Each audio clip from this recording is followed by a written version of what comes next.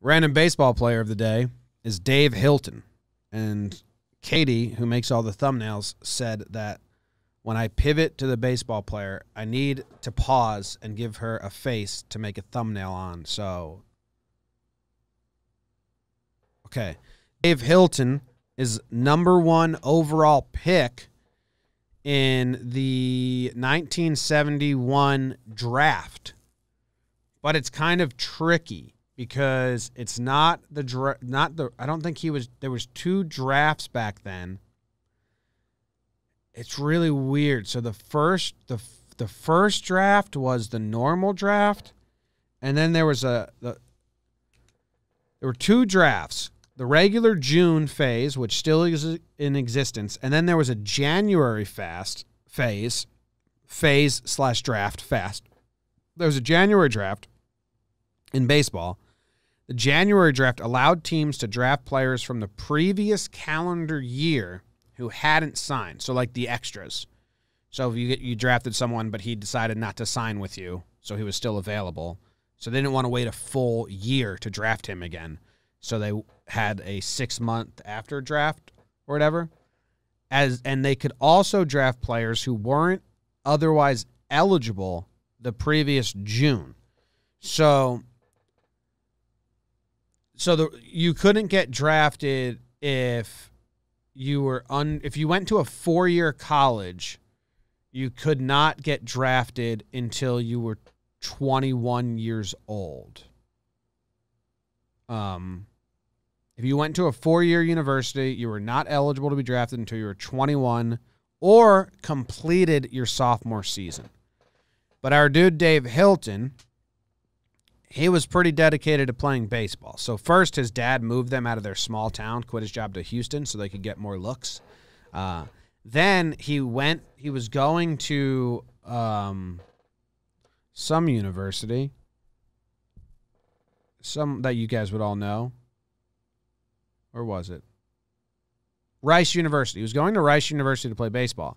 After his freshman year, he played on a summer pro team, and he played with like Ron Guidry, Phil Garner, Steve Rogers, and they won the championship. So he was like, screw going back to college. I want to get drafted and play pro ball right away. Problem was, he'd only done 1 year. He hadn't finished his sophomore year at his 4-year school, and he was only 20 years old, not 21. So he couldn't get drafted in the June draft. So he did kind of like what Bryce Harper did, but Bryce Harper did it for other reasons. He went to JUCO, dropped out of Rice, went to junior college, and then he was the #1 overall pick. How about that?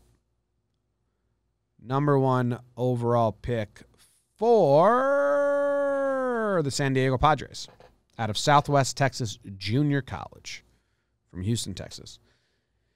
He didn't play much, so it's kind of crazy. The other rabbit hole I went down, this dude was a #1 pick. I mean, he played in Japan a lot. He was a baseball lifer. He bragged that he never had to take a job in the offseason because he would just go to Mexico or Venezuela or wherever and play baseball. So he went to Japan. He was really big in Japan. He made spring training like every year.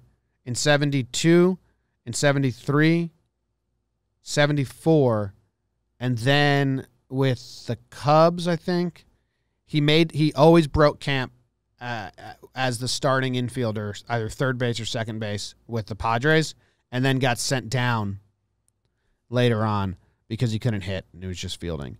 I mean, his batting stance was wild. Dave Hilton batting, it's very much a stance of the 70s era where you just are completely hunched over. Let me see if I can find it. Dave Hilton baseball.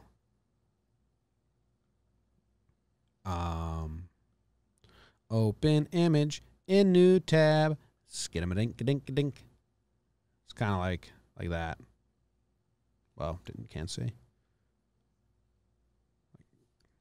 There's a lot of players that had that stance back then, just super bent over. All right, so what else did I learn about this dude?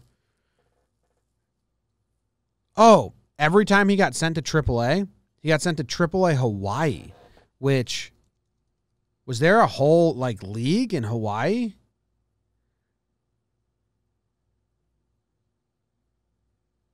I want to hold on. I want to find. Here's his baseball reference. That's what I was blown. I was kind of like, wait, they went to Hawaii? That doesn't make sense.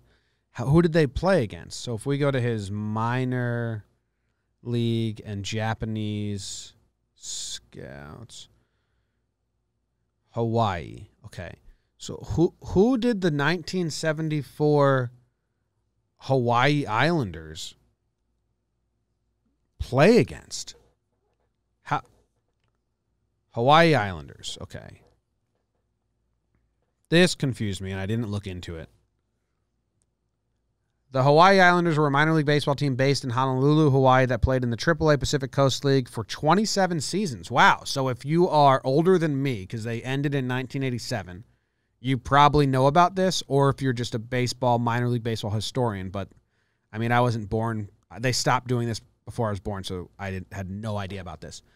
Originally an affiliate of the Athletics, then they went to the Angels, the Senators, the White Sox, the Angels, the Padres, the Pirates, the White Sox. So they were around forever, man. 27 seasons.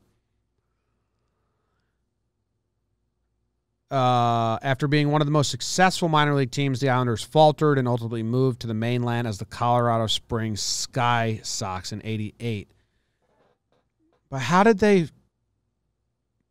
Due to the Islanders being a distant 2,500 miles from their nearest opponent, they utilized a unique schedule. Initially, PCL teams made a 4- and 7-game visit to the islands, with the Islanders doing the same. Later, as the league expanded, the Islanders played an 8-game series against each team in order to cut down on travel costs. Whoa! Talk about a fun fucking time to be in AAA. You just go to Hawaii for an 8-day trip, play some baseball, take in the sights of Honolulu. I mean, that beats going to bumfuck Kentucky or somewhere in the Ozarks playing on a shitty field, or Connecticut, New Britain. Got to go to Honolulu to play. I mean, the crowds had to be pretty big. Is there a documentary on the Hawaii Islanders baseball, or there's got to be some videos or documentaries or something like that? Okay, here's the shirts. Do you know Hawaii had a minor league team for 27 years? Did not. AAA. PCL? Yeah, teams would fly out there for 8 games. So if you were like a young kid in AAA, you got to go to Hawaii for more than a week to play 8 games of baseball. Baseball Reference hasn't uploaded like yesterday's stuff yet. I know. That sucks. Sucks really bad for us. Hopefully it does soon. I'll check after. You're gonna love Joey Gallo's stat line. Fucking spoiler. Damn it. All right. I need a documentary on the Hawaii Islanders and what their crowds had to be insane if they were the best minor league team. Notable alumni. Let's see. We got Hank Allen, Bo Belinsky. We've talked about him on here. Barry Bonds got to play there. Dick Bossman, Clete Boyer, Tony Gwynn. I guess that's obvious. Fred and Bobby Valentine. Chuck Tanner, what a name. Al Michaels, announcer. Just announced there.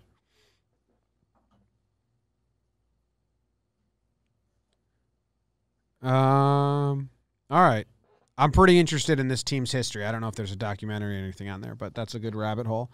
I was going to say what a good day for rabbit holes, but I really don't think the Hawaii counties was a good rabbit hole. I mean, I enjoyed it. If 0.0% of people said I didn't enjoy it, I'd say, oh, I get it. Oh, I totally get it. But that's Dave Hilton. I mean, I think I had a lot more. Like, he went to Japan, and he apparently inspired novelist Haruki Murakami, which will lead us into books. The story makes no fucking sense. He went to Japan. He was the leadoff hitter in the first game of the series for the Swallows. He hit a double, and apparently Haruki Murakami, who wrote a bunch of books, wrote Norwegian Wood, a bunch of books, it says that he was sitting in the stands, and he saw that leadoff double by our dude Dave Hilton, and he said to himself, I've got to write a novel.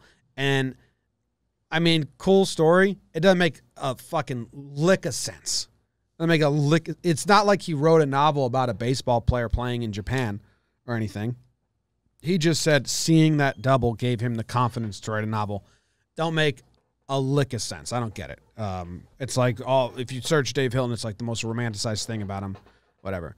Then he was a coach. He played forever. Then he coached for the next 20 years, managing infield instructor, roving hitting coach, Braves, Giants, Phillies, Athletics. He went to Taiwan. He went to all these places. He's a baseball lifer. Dude just loved baseball. So that's Dave Hilton. And that's all I have to say about that.